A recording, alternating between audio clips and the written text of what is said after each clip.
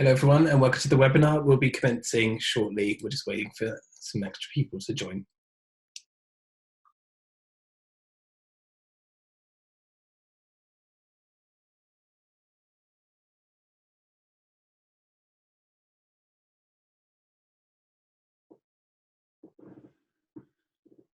Welcome everyone to the webinar.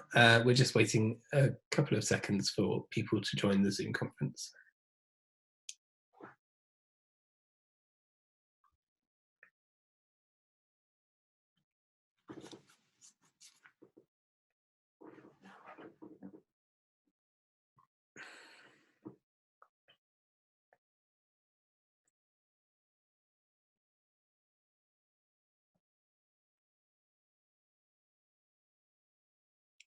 Okay, let's crack on. So welcome to the webinar, everyone. This is the Precursive perspective on customer success and the impact the new remote reality is having on that department. We at Precursive live customer success. It permeates every part of our business, and so do our customers. So we wanted to make sure that we could get some of the excellent thought leadership that's out there in front of our audience. So we'll be taking a look at how certain leading SaaS organizations are adjusting their operations to this new remote reality. And they'll be looking at that from a number of angles. We'll be looking at how to create predictive risk analysis for customer success, analysing how onboarding delays can be problematic and how we can improve time to value off the back of analysing those delays. And we'll also be looking at best practices in sensitive communications around the COVID-19 crisis. We'll also be looking at ways to align your customer strategy and your stakeholder objectives to the customer success tactics and how they might have to alter in this current time.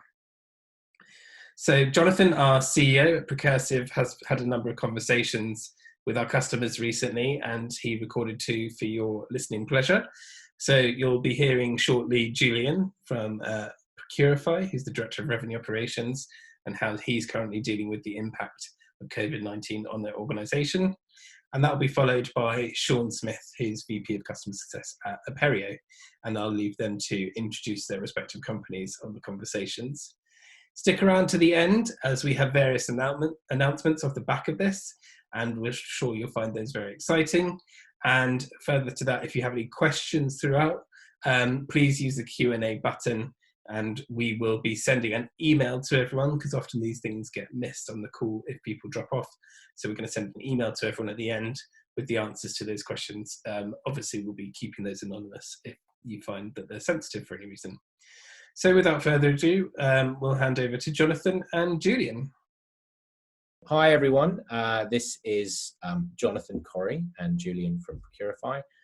This is the first edition, actually, of our Precursive Perspective working title, where I'm delighted to welcome Julian from Precurify. Say hello, Julian.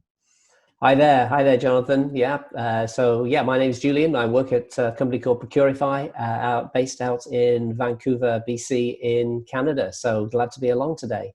Yeah, thanks very much indeed for joining us. As we can see, we're both working from home, slightly different locations. You're in your kitchen. I'm in the roof. Is that right? Absolutely, yes. Yeah. Kitchen's the place to be. Yeah. Good stuff.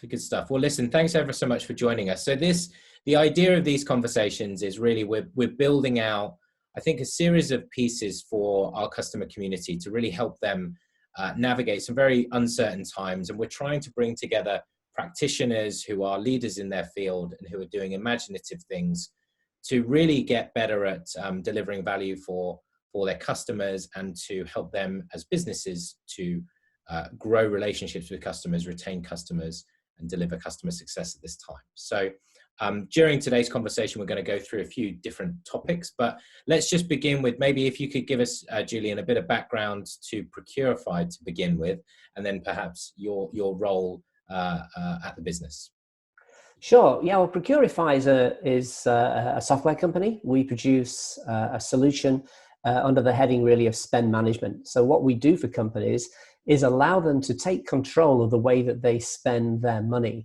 And really we focus on organizations who've got some kind of distributed requirement for spending. So for example, organizations who've got distributed offices where they want to defer the ability to spend money to those offices, or they've got people who are based in the field engineers, for example, or they've got traveling people involved in selling. So any organization who's got some kind of distributed spend, but they also want to take control centrally. So they want to have things such as approval workflows, processes that allow people to go through a purchasing process, people who can purchase things but only from approved suppliers, and all of that brought back centrally for almost real-time reporting, comparison against budget, and integration into their finance systems, so tools such as NetSuite and QuickBooks. So yeah, we're in the spend management area. Cool. What I do there is that I run what's called our revenue operations team, which is building the processes and systems and analytics that go across our go-to-market teams, which includes our marketing arm, the selling arm, and our customer success and customer service departments as well. So yeah, that's a little bit about the company and what I do there, Jonathan. Cool. So the nodal point for growth, customer success, sales, and all of the above, right? We bring them all together. Yeah. Cool. So I think obviously we're all working in a very different world now. We're all living in a very different world. And it's one that I think, both personally and professionally, people, are taking and need to take very seriously. It would be just in terms of a bit of backdrop. How has the COVID-19 situation, just to begin with, how has this impacted, the way that you guys run the business internally, not the customer piece yet, but just how are things going there for you guys internally with regards to the team and the impact and what you guys are doing to respond? Yeah, internally, there's not been a great change in the way we serve our customers. We really are a smallish organization, 125 people, mostly focused originally in just the one office in Vancouver.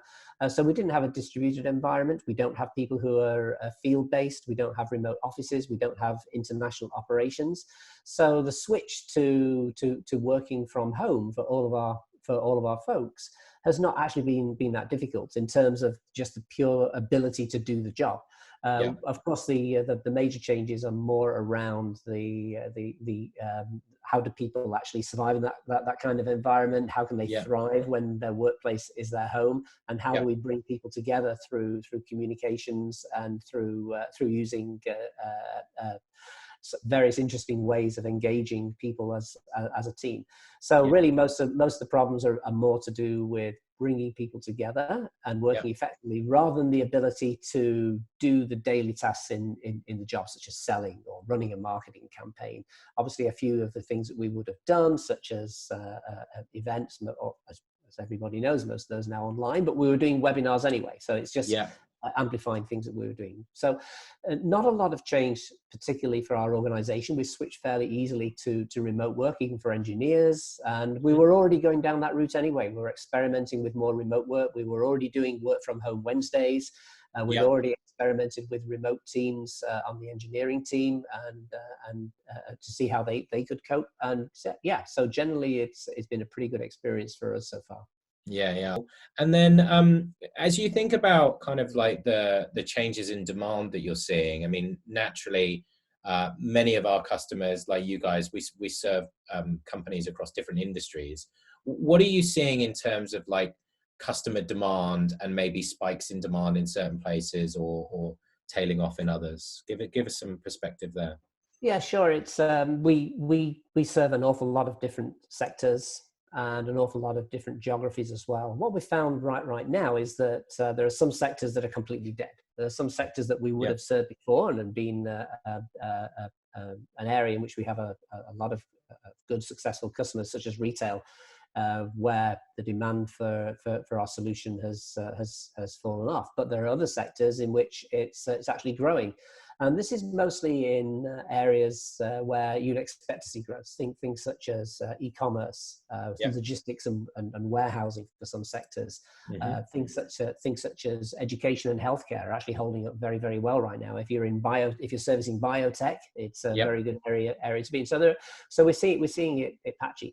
The biggest thing that we're seeing, though, is not necessarily related to the sector, but it's it's dependent on how those organizations work. If those organizations are working in this distributed way and they're introducing more home-based people, we're seeing a big demand for our product where organizations feel that they need to take control over the way that they spend their money in a situation where not everybody is in the office anymore, and they can't just come around and knock on the finance team's door and say, hey, can somebody sign this approval for me? Hey, can somebody pay this invoice for me? No, that doesn't work anymore. So we're seeing demand in some areas. The other thing we're seeing issues with is getting hold of our existing customers when people have been furloughed, people have been laid off. So a lot of the people who we service are just not around. Okay, well that's useful to understand. And so when you're seeing in the industries where you are seeing that kind of that pull through, are you then, is it a case of you're having to deliver work faster? Or is it a case of it's the same type of work delivered in a different way? Are there different dynamics to the way that the work is taking place at all? Yeah, we've seen a number of different scenarios. One scenario is where we just can't do the work because the customers are not around anymore. Maybe it's a situation where, as I said, they may have laid people off and they just don't have the people to go through things like user acceptance testing. There are no end users to train. Right. So in those circumstances, we're having to defer projects. On other projects, we're finding that we need to accelerate, because they suddenly have got an urgent need for something to happen more quickly. So, for example, it would be, hey, we've suddenly got a larger number of home workers. We need to get our solution in place faster than we were doing before. So we need to accelerate those projects. And on others, it's very fluid and it's moving from week to week.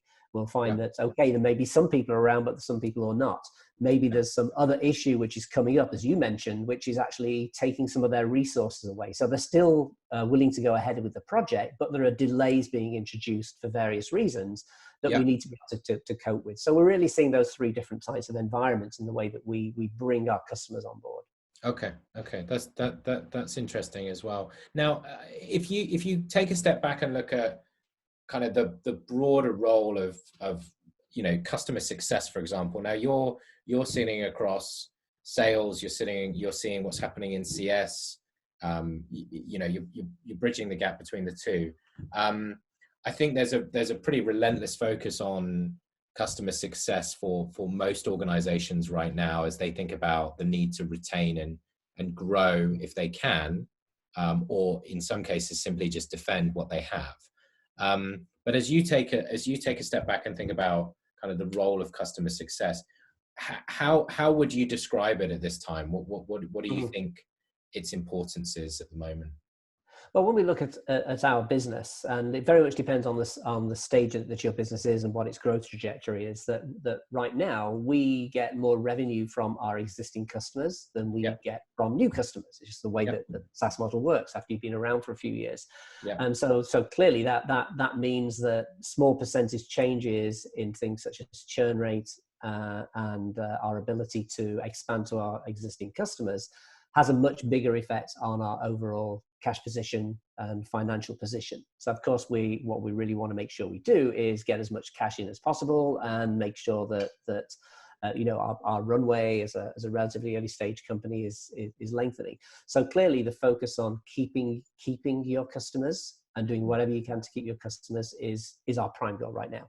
We've almost taken the approach that sales, even if our sales drop through the floor, it doesn't make an immediate impact on our financial situation. It will have a longer term effect, but in the short term, it doesn't. So we're really focusing on customer success, but then we're also working on our marketing team to ensure that the interest engine that we're seeing out there right now, we're seeing a lot of people with interest in controlling their spend and putting in our type of solution, but they're not necessarily going to buy right now. So we're putting a lot of effort into nurturing that. So we end up with a pent-up demand situation. And hopefully then as things start to release, we've got a whole pool of people who'll be able to come in. So we're really focusing our efforts on customer success primarily. Absolutely. We have to shore up the business. And for those customers where we can offer something creative for them, then we're doing that. So we're pulling out all the stops on customer success, but also focusing on marketing, on creating that demand that hopefully will then feed our future revenues. So what it's doing for our customer success team, though, is putting unprecedented demands on them, because suddenly they are under the microscope and they have to be contacting every customer as often as possible. Yeah. And walking through exactly what that customer is going through right now, and understanding how are we going to be able to help that customer get through this, if at all. So it's Yeah. unprecedented demand really on the customer success team today. You know, the importance of customer success in making sure that you know, as a brand, you've got a great reputation in the marketplace, even if you can't help the customer right now. You know, if you're able to put them in a better position for the future, however you're able to achieve that, that longer term trust that you build up is so important. And I think being able to build up like a, you know, a pool of customers, even if they're not paying you very much, or they're on trials, or they're doing something with you that may not be revenue generating in the first instance, but gives you that that long-term asset, right? That long-term asset that you can work with and develop over time is going to be kind of fundamental to how people come out of this, if and when the recovery takes place. Yeah, what we're looking for right now is that because we've got an application that is tracking how much money people are spending and how many transactions they're putting through our platform, it's very clear to us when people are getting value. So what we're concentrating on right now with our customer success team is presenting that information to the customer to say, hey, look at how your spend is going. We can help you analyze where you're actually spending, and we can benchmark you against other organizations to see how you're doing and give you some best practices. And that is then turning into case studies, which we can then use for generating more demand by giving very specific examples of organizations,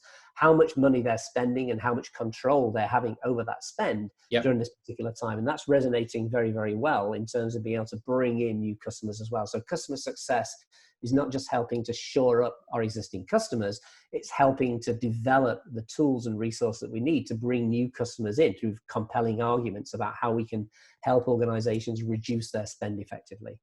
Yeah, well, it makes a lot more sense now in many ways, your value proposition, Julian, because fundamentally, if you're not generating as much new business, and you as a business, people need to reduce their costs and get on top of their spend, there actually isn't a better time to be investing in that type of technology than right now. Because fundamentally, like, you know, otherwise companies are either going to run out of cash, right? Or their margins are going to take a hammering in the short term. So it makes a lot of sense to, you know, the area that you're in. When you look at that customer journey, right? And now obviously we do a lot of work in the customer onboarding space. How important have you found, both historically, but also in recent times, the importance of customer onboarding to that overall customer success journey? How important is it? Well, when I joined Precurify, getting on for a year ago, it became clear to me that this was one of the major problems within the organization, which was the time to value that our customers had. Okay. That we were very good at bringing in customers through the door, but then they weren't having a great experience at getting value from their investment. And we all know that the expectation of anybody who is buying a software as a service solution is that they should be able to be generating something useful out of that investment very, very early on. They should be able to get up and running within days. What we're seeing, though, is that was not the case. Because we had inconsistent ways of setting the expectations with the customers. We didn't have ways of templating the ways that different clients should be onboarded. We've got no way of backing that up with resources that would help the customer through the journey. And so we were seeing some projects for onboarding just going on and on and on, never really ending. And of course, what happens is that those customers are going to leave you. They're going to either just decline to renew their contract, or they'll have a bad experience and stop using the product. So it's absolutely essential. And there's a direct correlation between the onboarding time and the levels of churn within our organization. Absolutely. Yep. So yeah, the customer journey between purchasing a solution and getting value from the solution, which is not necessarily the same as going live, getting value from the solution is absolutely essential. So we're trying to contract that down right now. Yeah, well, that's it, isn't it? If you're talking about, you know, as you pointed out earlier, percentage points and changes and the impact that has on the overall performance of the business. So percentage changes in churn, if you run 10 projects and 5 of them take much longer than they should, and those customers don't buy any more from you, then that becomes a very big issue, both in the short term and the long term. Did you have any data in the business that you're happy to talk about, or any data from previous experiences in other companies about like the link between, you talked about the link between time to value and year one churn. Have you seen any data around actually what the financial impact is? Like, you know, you see X percentage more churn? Yeah, we were looking at how long it takes to onboard. And one of the problems we had was we didn't know. This is one of the first things. In many circumstances, we didn't know because nobody was recording. When did we start working with this customer, and when have they gone live, and when did we consider onboarded? That we didn't have the data, so it was very hard. Or we knew that our churn levels were extraordinarily high. Right. And when we looked at when customers were churning, a vast majority were churning in year one. And that's nearly always as correlated to the amount of time that customers were taking to onboard. So what was happening was that we found that the customers who we could onboard quickly, they were the people who were staying. The people who were going, you'd say, well, we never actually fully onboarded them. They never really went live. Yeah. So we did two things. One was starting to track, going back, finding the information, going to discover what exactly those numbers look like. Then working out, is this actually correlated with churn? And the definite answer was yes. Over and above anything else, over and above the demographics, over and above the size of the organization, over and above the type of integrations that they wanted. No, the number one was how long do we actually take to get these people onboarded? So obviously we started measuring, and then we started then developing, well, what should the onboarding actually look like? And so because we knew that the faster we onboard, the more likely they are to stay, we started developing templated onboarding processes that we could then apply to say, okay, for this type of customer with this type of need, this is what the onboarding should look like, and this is how long it should take. Mm-hmm. So when you think about if I understand correctly, so the onboarding piece is managed as a part of the CSM's role, correct? In conjunction with the professional services team. So there's a proportion of the CSM's time that would go into onboarding, correct? Correct. And as part of the onboarding, then one of the nice things about TaskFeed is that we can devolve the responsibility during part of, so some of the actions that take place are done by the CSM. Some of them are done by the professional services consultant. So we share those around, which is actually very good because it means that you can get a wider picture of what's actually happening, and you've got some accountability. Sure, because if you're getting that time back, right? So if things are fundamentally more organized, how are you guys also looking at how you invest in the team right now in terms of their learning and their development and their customer acumen or their business acumen within specific industry verticals where you are seeing more demand? What are you doing outside of more of the process stuff around potentially like their skills, their knowledge? Mm-hmm. Yeah, it's a big demand on our customer success team, who are relatively young. They've not had some of them have not had a vast amount of experience in customer success. So suddenly they've got an awful lot of expectation on their shoulders. So we're having to do an awful lot of development work with them to help prime them with the conversations that they need to have with the clients. Right. So depending on the scenario of the clients, what are the conversations that you should be having with them? If, for example, they're going through a poor onboarding experience, well, how do you have that conversation? What do you say to them? Yeah. If they're going live and they're suddenly seeing that a whole batch of users have stopped using the product over the last 10 days or whatever, what do you say? What's the conversation? It's not just say, by the way, call this customer. You've got to know what to say. So we're doing an awful lot of work in developing playbooks and conversations that you should be having with your clients at this particular time. And of course, the extra thing that's on top of that is, well, let's go and look at what the sector that they're in. You know, the reason they're dropping off in terms of their usage might be that all their employees have been laid off. Well, that's a very different conversation than, all their employees are still there, but they don't like the design of the UX, and they find it difficult to submit their expenses. That's a very different conversation to have.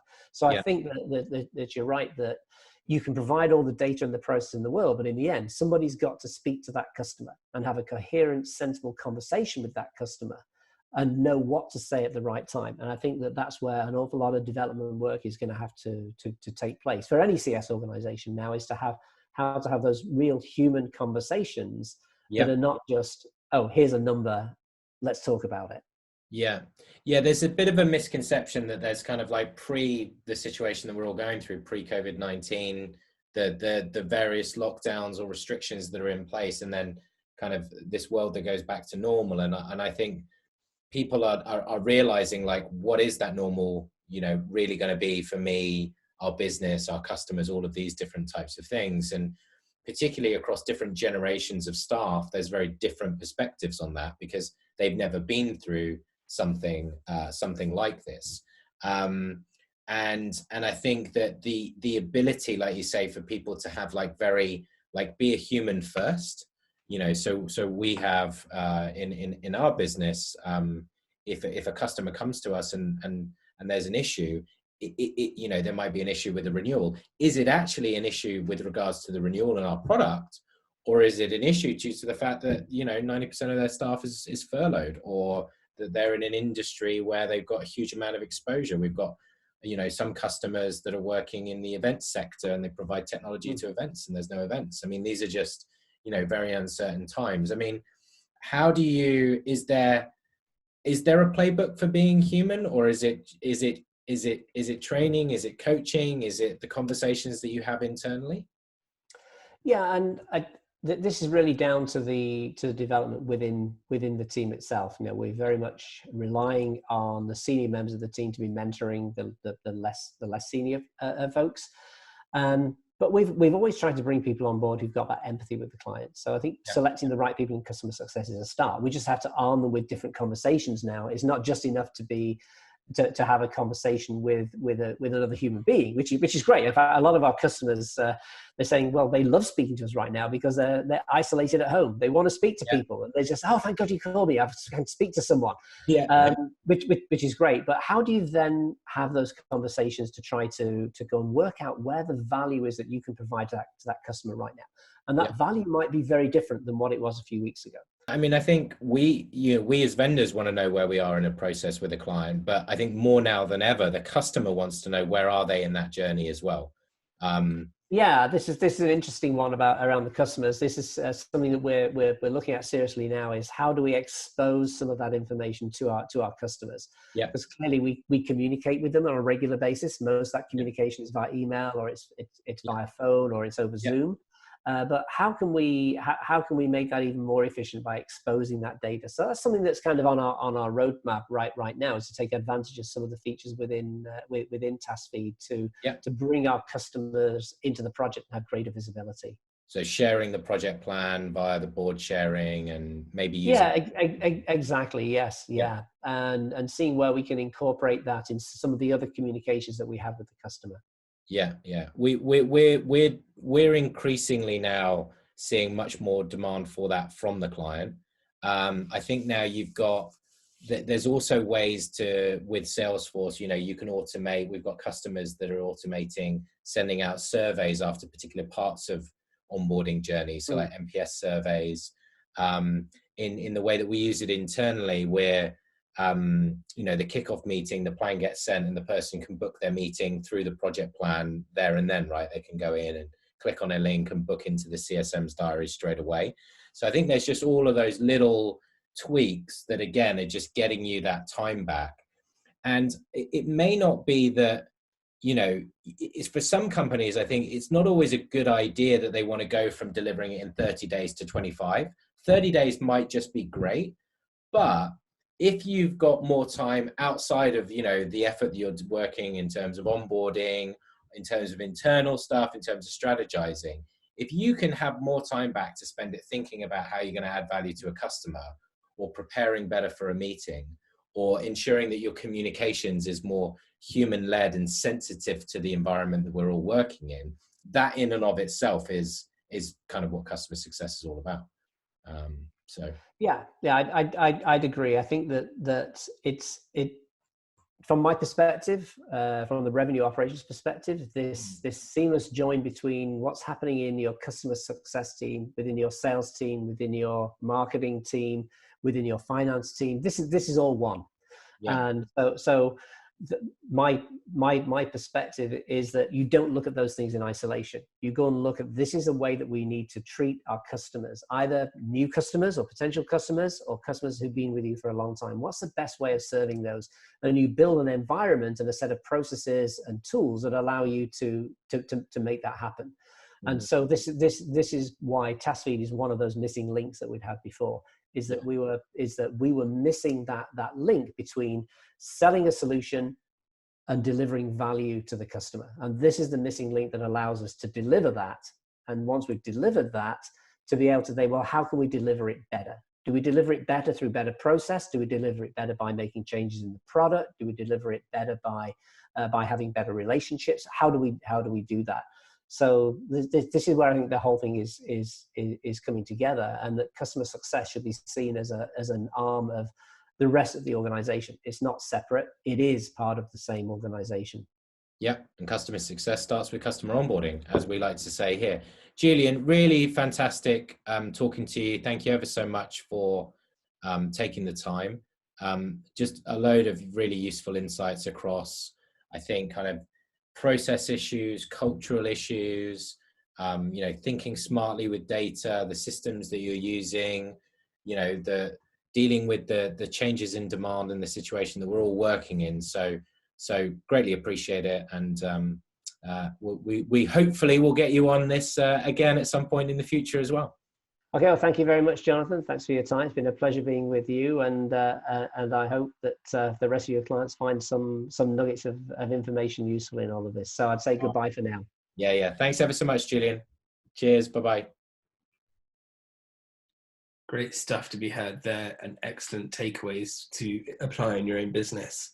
So moving on quickly, we're now talking with Sean Smith, who's the VP of Customer Success at Aperio. I'm delighted today to be joined by Sean from Aperio. Say hello. Sean. Hi. Yeah, nice. How you doing, Jonathan? You all right? Yeah, good. Thank you. Good. Thanks for making the time today. We're going to do a few more formal introductions in a moment, but as stated in our previous videos, really what we're looking to do here is share how some of the world's best companies, and indeed some of the most innovative executives in customer success, are really navigating the current the new remote reality, as we're calling it at the moment. So I'm delighted to have Sean join us today. Sean, just to begin with, do you mind giving a little bit of an introduction to who is Aperio, and then in turn what your role is there? Sure, absolutely. So Aperio's been around since really about 2016, certainly in its current form. We still fairly early stage startup. Did our Series A in 2018. I've been with the company since summer last year, so I'm also reasonably new, but you know what it's like in startup world, no one's the new boy for very long. Yeah. What we do at Aperio is we're a legal spend management platform, and essentially what we do is we work with in-house legal teams and provide them a dashboard that allows them to get complete visibility of how much they're spending with their external law firms. Cool. And kind of the big problem that we solve is when you're dealing with law firms, you quite often you'll get access to the billed information when they send you the invoice, but quite often there'll be work that's sitting on the clock that hasn't been invoiced or billed yet, and it becomes a big challenge for in-house teams to manage the relationships with their partners and the finance teams to give them the visibility of how much is accruing in terms of the spend. And what we do is we connect up our customers' law firms and provide that visibility on both the billed information, but more importantly, that unbilled element, the work in progress stuff, to ensure that they're tracking well against budgets, that there's no surprise invoices that they're going to get down the pipe. And really, the key thing that we're trying to do is build transparency between law firms and their customers, so they can focus on providing great service and doing good work for their customers. Very nice, very nice. Dare I say it, if I had to guess, it was founded by a former lawyer. Funny enough, yes, it was a lawyer. So Nino, our CEO, was a lawyer at CMS, and then moved actually over to work in private equity. And when he was working in private equity, they do these big deals, and I guess they get told it'll be a $2 million for the deal, and at the end of the deal, they'll get a bill for $4 million. So that's kind of really what led to the birth of Aperio.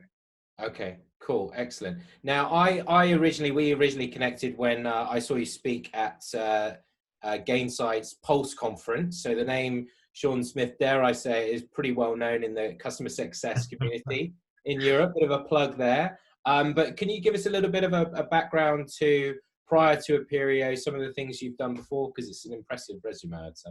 Yeah, certainly. So I've been working, I guess, in B2B startups for pretty much most of my working career. The last sort of 8 years have been very much focused in startups going from sort of early stage through to sort of Series D, Series E. So I was previously at a company called Brandwatch, which is a social media analytics platform, and I headed up their EMEA account management team, and then we moved that team into a customer success team, and then after that I joined another company called PatSnap, which is an intellectual property analytics platform. That's where we first started working with you guys with task fees, and we put that in place there.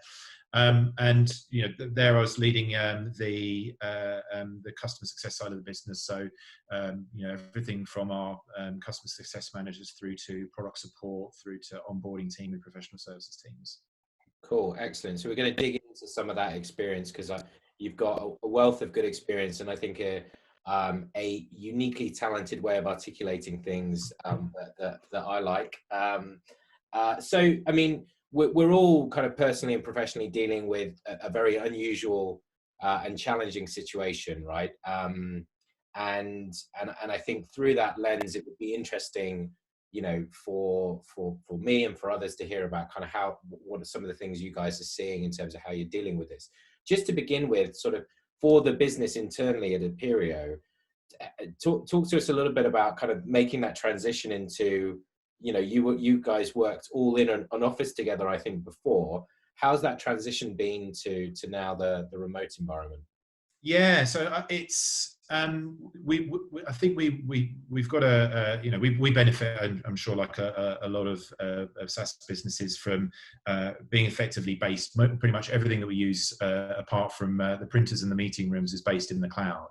Wow. So when we were aware of the fact that there was likely for this stuff to come down the road, we ran a trial day where everyone worked from home for the day, and just to kind of kick the tires around everything. Yeah. You know, it's for us, it's been a pretty smooth transition, and really the stuff that's been challenging, that's been missed, is just the fundamentals of the culture. How do you maintain the culture when you're remote, and how do you know, when you can't, how do you make sure that you're working in a way that you know, when you can't turn around to just tap somebody on the shoulder to ask them a question? Yeah. How do you ensure that you're keeping dialogues going? So we've been kind of working hard to make sure that we're adapting to that from an internal team perspective. Yeah. From our clients, our customers, and the law firms that we're working with, there's been, I think we've been quite lucky, I think, compared to perhaps some of the other companies out there in from a customer success perspective, in that partly because what we're doing is very much tied to tracking spend, and that's a critical thing that companies are trying to do at the moment. Yeah. And the fact that we tend to work with large companies that you know, their legal work's not going away, so they need to have visibility of that. So on the whole, our customers haven't, apart from the move to remote working, our customers have not seen too much disruption. And we've had a few customers that have asked for us to just adjust payment terms, yeah, just to help them manage their cash flow, and that's partly down to the, you know, just challenges they're facing around things like their supply chains are being impacted and so on. But actually, it's been refreshing for us that when this first happened, you know, immediately when you're working in customer success, you start to want to worry about where the risk is and where that risk is coming from. Yeah. And very quickly, I think, from speaking with our customers and just seeing where they are, is there was a transition to remote working, but on the whole, you know, things have generally been business as usual, and I don't think in any of our forecasting we are in a position of kind of adding too much additional risk off the back of this environment. So I know that we're probably very lucky, and we're probably reasonably unique compared to some of the other companies out there in being in that situation. I think so. You touch on something there around, how in customer success, like risk is often something that people gravitate towards. What do you think why is customer success important at the moment?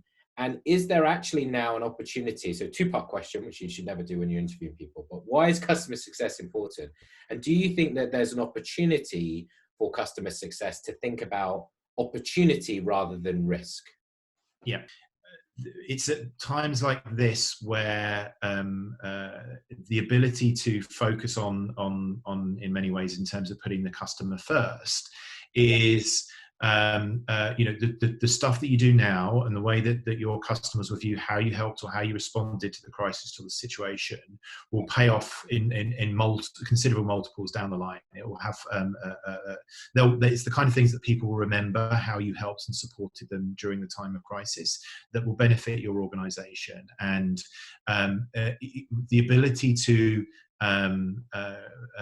be sympathetic and understanding of your customers, to respond quickly and support them, and give them the confidence that with anything else going on, as long as they can rely on what you're doing and the team that you have within customer success to support and help them and help drive value within their organizations, is the kind of stuff that actually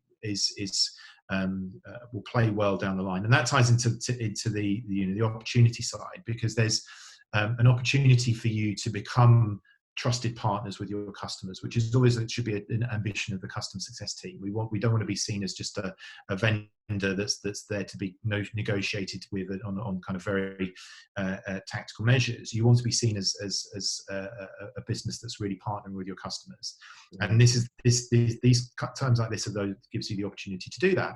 And from an opportunity perspective, there's the long-term opportunity that comes from doing that, which is both, those knowing that you were there to help them out at a time of crisis, and will help out when it comes to future contract negotiations and renewals and so on. But then secondly, it's dangerous to kind of try and be too commercial in these circumstances and going in and selling products. But if you've got opportunities to talk to your customers about ways that you can help other problems they may be facing and reduce needs, and whether this is down from whether it's down from kind of coming in and providing additional services that's going to allow them to focus on dealing with other things within their business, or whether it's providing them with additional product functionality that's going to take their minds away from having to worry about whether an invoice gets processed and so on, those kind of things. Again, you should be sensible about doing that, but you should also be measured and sensitive in terms of the approach and the manner that you take when doing so. Cool. Well, it's nice to hear you validate something that actually we've been doing at Precursive, which is you're aware of the survey that we run every year, the Customer Onboarding Benchmark Survey. This is the third year.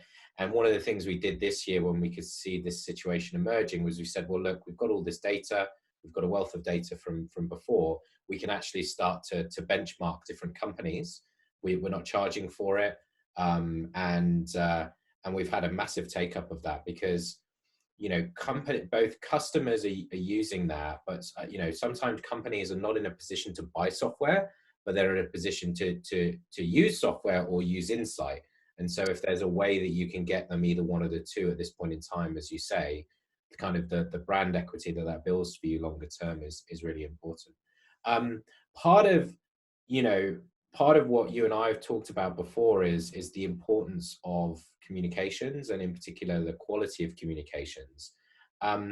Maybe for some our audience out there, kind of could you share kind of how you think about communications right now and what you're advising the team on in how they communicate with customers, please? Yeah, so the one of the things with communication is within at this point is something that we've considered not just within customer success, but across the entire company. And, it's the marketing teams, the sales teams, the operational teams, and so on. All of those teams are going to be speaking with both existing customers and potential customers. And so we've worked with our marketing team to put some very clear messaging guidelines to ensure that we're being sensitive to the situation, that we're being seen to acknowledge the situations. So broadly, we've kind of worked to put those in place, and there's guidelines around the types of language to use. We've put together some structure around template suggestions, email templates that can be used for when contacting people. Yeah. The guidance specifically within customer success is the stuff that we kind of are trying to make sure that we're doing is when doing outreach, is to obviously reach out and check and see how people are impacted. Be cognizant that people might not necessarily have the ability to have the same availability they may have had previously. So a lot of it is just kind of making sure we're checking in a clear manner that we're not putting we're not being perceived as putting in pressure or trying to ferry people into pathways that are beneficial to us but not necessarily reflective of what the client wants to do. And the big thing is that we've built into, when we are speaking with our customers, is spending time at the beginning of every call to do that check-in and understand what impact this is having, and we're trying to do that on two levels. One is like, how how the company's adjusting to the move and how everyone's moving on, and then understanding the bigger picture of how is this how is this changing the company's direction, approach, and strategy at this point, because we're very focused in what we do within customer success to try and understand what our organizations are driving towards and their strategy, because that allows us to then be much smarter about the ways that we can play the value that we deliver into those organizations and make sure that we're aligned with the same objectives within the business. And these kind of circumstances are obviously leading to companies to very quickly reevaluate and have changes to strategy that potentially are moving very, very, very quickly. And so we try and make sure that we're spending time to understand that, and to also help the customers understand that it's business as usual for us. Nothing's changed. The functionality were there and as well. And we're also very wary of not wanting to be seen that we're like trying to turn this into an opportunity in terms of leveraging that. There's been obviously some others could do with learning from that, right? If you're getting some of the emails that I'm getting right now. Yeah, I'm sure we've all got some of the stuff plenty of those at the moment. So I think being aware of those things, and I think the important thing as well is with the team is it's important that we the members of the CS team are obviously always driven through with the notion that they need to be accountable for what they're doing, and they need to be focused on driving outcomes within their customers' organizations. And for example, the onboarding team, we want to make sure that we're getting customers on board and we're getting their law firms connected as quickly as possible. So we're pushing pressures on that, but at the same time, it's being clear that this is not the time for us to kind of go hard on somebody if we feel that they're not meeting those numbers because of their circumstances out of their control, and to make sure they understand that they have to be sensible about doing that and not to push when it's not appropriate to push. Okay, cool. So there's a couple of key themes coming out of what we've talked about so far. I think one is being very cognizant of maintaining your culture and doing the right types of things to enable that in a remote environment. And then secondly, the importance of what I would describe, and you've called it before, I think, sensitive communications, right? Yeah. So kind of culture and communications, two big facets of CS. Cool. So looking at kind of the business impact specifically of a couple of different things. So if we start with customer onboarding, you've worked in SaaS and startups that have gone through the various stages of scaling, some hypergrowth businesses, you've seen Series A's through to D's. What, for those maybe uninitiated, what's the connection between good onboarding and financial performance typically for the companies that you've worked in? I think it's absolutely critical. So that probably the number one driver, especially if you have a platform that, you know, if your onboarding is not a simple case of, right, here's a login, we'll do a training session, bang, you're off and running. And I think in the B2B space, there's not very many of those. Certainly not many that at the kind of the level that needs a big, large customer success organization. Yeah. And the primary driver to that is around time to value. So from the point that the customers effectively, their contract is effective, to the point where they're starting to get value from the platform, if you're not delivering on that within the first few months, then the risk exponentially expands with every month that you've not got to that point of delivering value.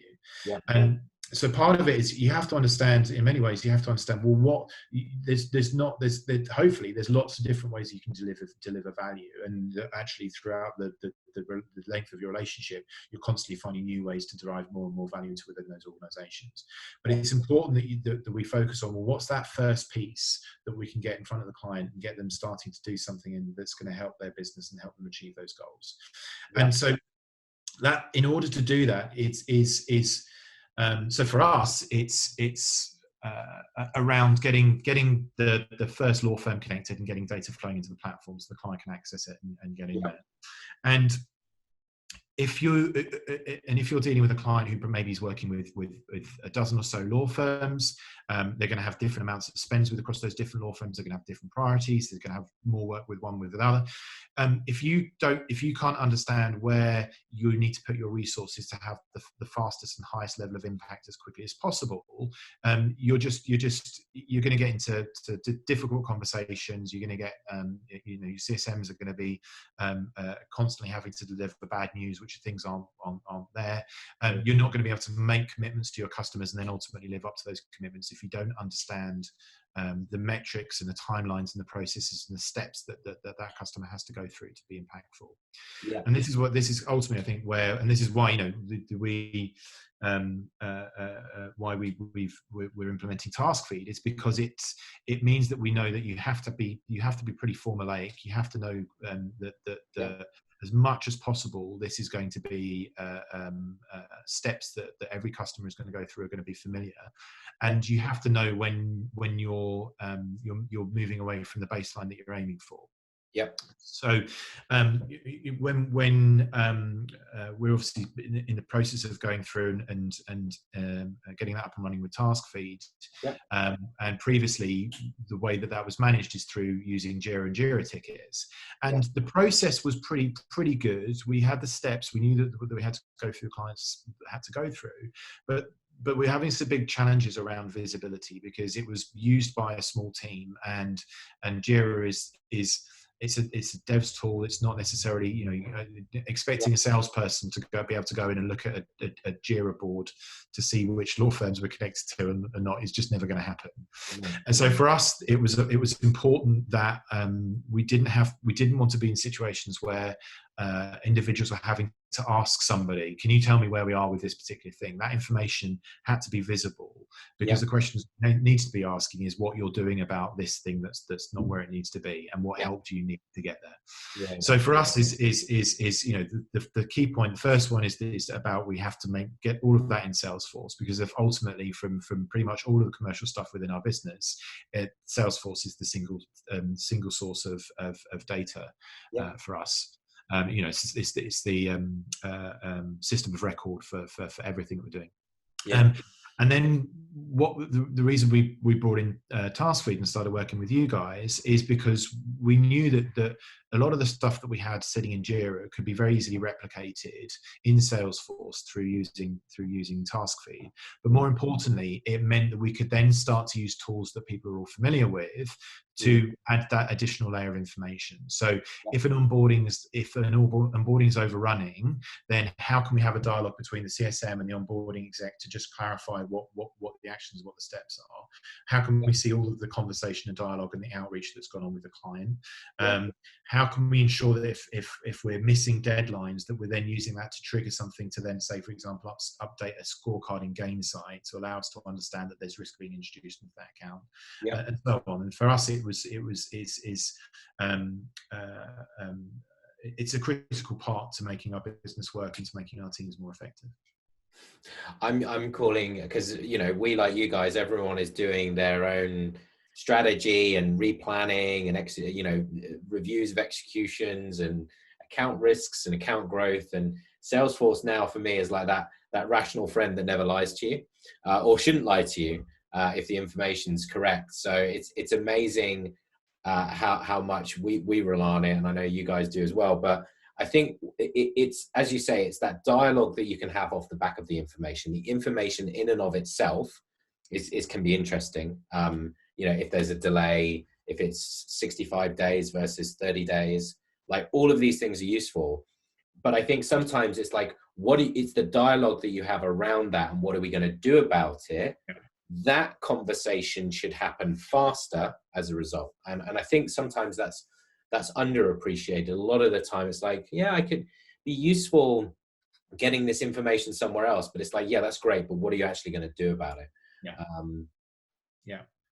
One of the things that we talk quite a lot about is, so for us is we talk a lot about relationship capital. So both internally in terms of what's the relationship capital that we have with our clients, that we have with the law firms that we're working with, but also trying to understand what the relationship capital is with our clients and the law firms they're working with. So if we have to be able to demonstrate. We have to be able to demonstrate to our clients that we've done everything that we can do within our powers to move, say, an onboarding forward, so of getting a law firm connected. And if we and we have to be very, very wary that our clients are going to be very cautious about spending their own relationship capital that they have with their law firms, because these are, you know, when you're working, law firms are key partners for big businesses. They're doing very, very critical work. And, you know, you and I were talking earlier about when you've got a good partner in a law firm, it makes things work really, really well. Yeah. And so we have to ensure that if we're going to ask our customers to spend some of that relationship capital with their law firms to make things move forwards, that we can demonstrate to them that we've done everything in our power to do that, and there's a justified reason for them to doing it. We're not just asking them to do it as a get out for making our lives any easier.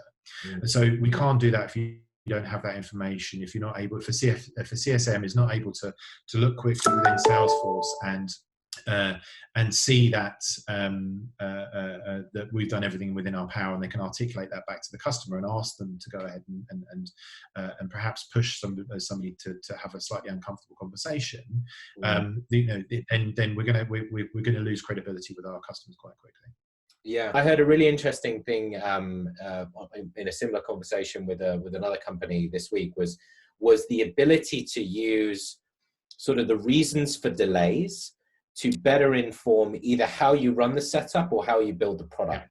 So, for example, making it easier for customers to do testing, or making it easier for them to know where they are in this process. I was telling you earlier that we're in the process, I hope, of setting up a new bank for our business, and the onboarding experience has been, from a customer's perspective, for me, awful, because I didn't know where I was in this process. It was like forward, back, up, down again.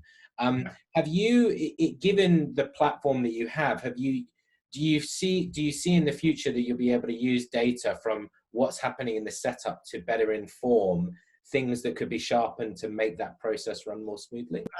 Absolutely. So one of the big reasons why we brought TaskFeed in when I first joined is it was easy to kind of see the steps that people were going through, but it was very, very hard to ask the question of where are we repeatedly falling down, where have we got blocks, problems and issues, and you can't answer those questions until you've got the information and the data that tells you that. So if we see that a certain phase within an implementation and onboarding, customers are always missing deadlines, or things are always falling back, then you've got to start drilling into that and digging into that and start to understand why.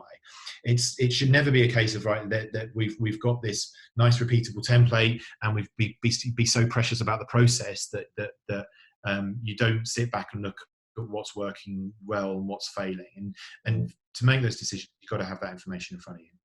Cool. Well, look, Sean, super interesting to talk to you and catch up. I mean, lots of really interesting strategic ideas around kind of how you frame communications, around specific tactics to employ with developing CSMs. I particularly like, the fact that sales training in many ways is kind of necessary now to navigate some of those challenging conversations. The ongoing importance of culture, I think, is one. And again, just that relentless focus on kind of keeping the customer at the heart of the conversation, the narrative, and everything that you do. So super helpful. Thank you ever so much for joining us. Final question. What is your favorite book from the bookshelf to your left? That's quite a nice little collection you've got there. Or any interesting books you'd recommend to our viewers? Well, you know what? So, I mean, it's quite funny because all of our books are in storage. When we moved in, we put all of our books in storage, and then we bought loads more books, and then this is the bookshelf that hasn't been read. Has been done. I'll tell you what, I'll show you. So, my wife runs a street food business. A little plug for her business, which is called Happy Hill Kitchen. She's on Twitter and Instagram. Happy Hill Kitchen. Happy Hill Kitchen, yeah. And so she does kind of modern Caribbean street food. And this is her favourite book, which is all about goat, from a guy called James Wetlaw, who does what are they called? Cabrito, which is a goat farm, a couple of restaurants, and they run a goat farm and they sell goat meat onto the market, and they're big advocates of goat meat. So this is the book probably I'd highlight to you, and apparently it's a very good read. I've not read it myself, but my wife is always referring back to it. All right. Well, thank you, Mrs. Smith, for your culinary recommendation via Mr. Smith. Sean, brilliant to chat to you. Thanks ever so much. Been a pleasure. Cheers, Jonathan. All the best. Cheers. So thank you, Sean, there, and thank you to Julian before him, and of course to Jonathan, the CEO. Excellent insights. And if you'd like to hear more from Sean and Julian, that was just a snapshot of the conversation that we had, and there'll be much longer versions that'll be made available to everyone who's signed up to this webinar. What's exciting is that those longer versions will form the first parts of the Precursive Perspective podcast, which will be launching at the end of May. And that will be followed up with conversations with the likes of Nick Mehta, CEO at Gainsight, and Jay Nathan, who is a leader in the customer success field. Also, as promised, we have the playbook for remote project management on Salesforce coming soon. Everyone who signed up to this webinar has early bird access to that as well. So great things to look forward to this month. Furthermore, we have the Customer Onboarding Benchmark Survey running, still live, and you can still take that to understand how people are viewing customer onboarding in 2020, and that report will come out at the end of summer. But if you can't wait until then, take the survey now, and we will create a personalized benchmark report for yourself and your organization. And that can be provided free of charge.